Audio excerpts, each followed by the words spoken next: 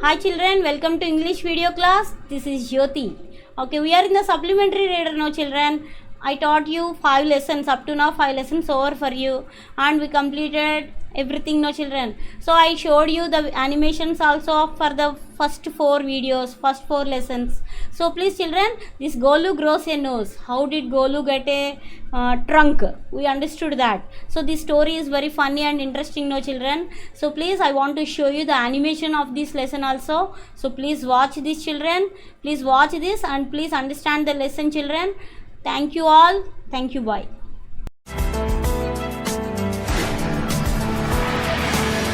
Golu grows a nose. This story tells us how the elephant got its trunk. Long ago, the elephant had a big protruding nose instead of a trunk. Golu was a baby elephant and a very curious one. He wanted to know why the ostrich could not fly like other birds. He was curious about why giraffes have spots on their skin. He asked the hippopotamus why his eyes were red. He also wanted to know why melons taste the way they do. None of the animals had answers to Golu's questions. They had no answers to his questions and called him naughty. One day, Golu asked the myna what crocodiles dine on. She told him to go to the grassy Limpopo River and find out for himself. Golu took lots of sugar canes, bananas, and melons and set off for the Limpopo River. On the way, he met a python. He asked the python what a crocodile looked like because he had never seen a crocodile. The python uncoiled himself but did not say anything. Golu walked on until he finally reached the grassy Limpopo River. He saw a log of wood on the grassy river bank and asked the log whether it had seen a crocodile. But the log was actually the crocodile himself. The cunning crocodile told Golu that he was indeed a crocodile and asked Golu to come closer. Golu was frightened, but he went and sat on the grassy bank. He asked the crocodile what he had for dinner. The crocodile told Golu he would whisper the answer in his ear. When Golu put his head close to the crocodile's snout, the crocodile caught his nose. The python had been following Golu. He told Golu to pull hard, otherwise the crocodile would drag him into the river. Both Golu and the crocodile pulled as hard as they could. Golu's nose kept getting longer with the pulling. The python coiled himself around Golu's stomach and together they pulled very hard. When Golu finally managed to pull his nose free, it was 5 feet long. Golu's nose hurt badly. He wrapped a banana leaf around his nose and dipped it in the water.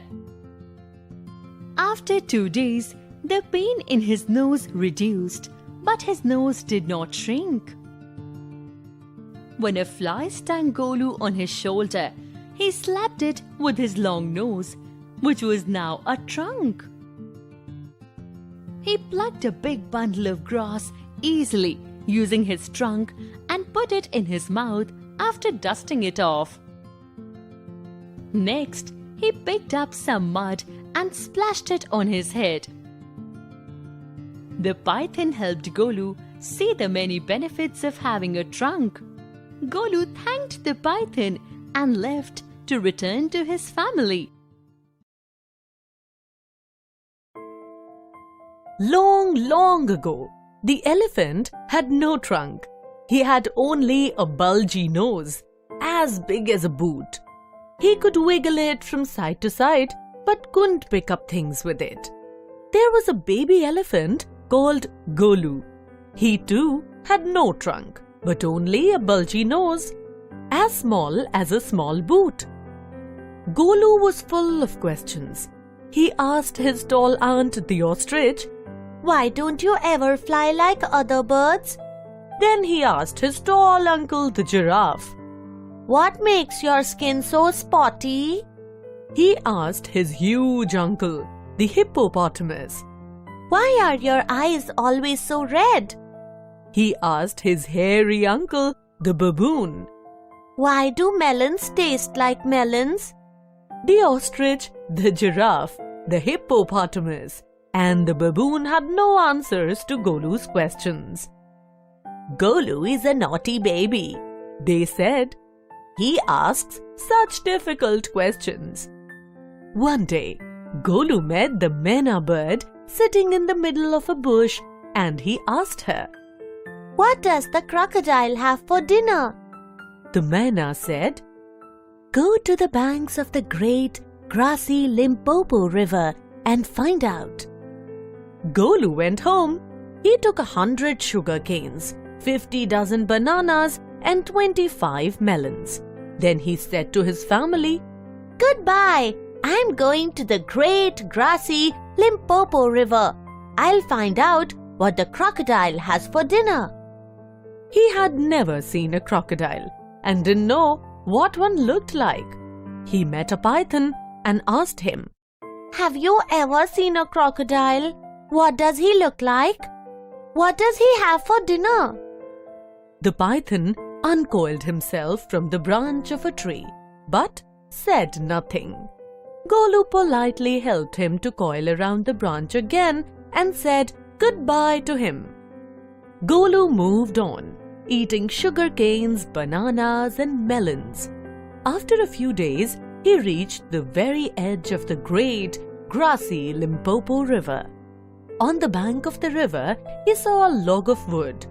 It was really the crocodile who winked at him. Excuse me, said Golu. Have you ever seen a crocodile? The crocodile winked again and lifted half his tail out of the mud. Come here, little one, said the crocodile. Why do you ask such questions? I want to know. Come close, little one, for I am the crocodile. And he shed crocodile tears to show it was quite true. Golu was afraid, but he sat down on the bank and said, You are the very person I was looking for. Please tell me what you have for dinner. Come here, little one, and I'll whisper the answer to you, said the crocodile. Golu put his head down close to the crocodile's snout, and the crocodile caught him by the nose. I think, said the crocodile, today a baby elephant will be my dinner. Let me go. You're hurting me, Mr. Crocodile. Screamed Golu. The python, who had been quietly following Golu, came to the bank and said, If you do not pull as hard as you can, the crocodile will drag you into the stream. Golu sat back on his little haunches and pulled and pulled. The crocodile slipped into the water, making it all creamy with great sweeps of his tail, and he also pulled and pulled. Then the python coiled himself round Golu's stomach and said, Let's pull harder. Golu dug in all his forelegs in the mud and pulled. The nose kept on stretching. At each pull, the nose grew longer and longer, and it hurt Golu. The nose was now 5 feet long, but it was free at last. Golu sat down with his nose wrapped up in a big banana leaf and hung it in the great grassy Limpopo River to cool. Golu sat there for 2 days, waiting for his nose to cool and to shrink. It grew cool, but it didn't shrink. At the end of the second day, a fly came and stung Golu on the shoulder. Golu lifted his long nose, trunk, and with it hit the fly dead. Advantage number 1, Hissed the python. you couldn't have done it with a small nose. Try to eat a little now. Golu put out his trunk and plucked a large bundle of grass. He dusted it against his forelegs and stuffed it into his mouth. Advantage number 2, hissed the python. You couldn't have done it with a small nose. Don't you think the sun is too hot now? Golu scooped up some mud from the bank and slapped it on his head. Advantage number 3, Hissed the python. you couldn't have done it with a small nose. Thank you, Mr. Python. Said Golu gratefully. I'll remember all this and now I'll go back to my family.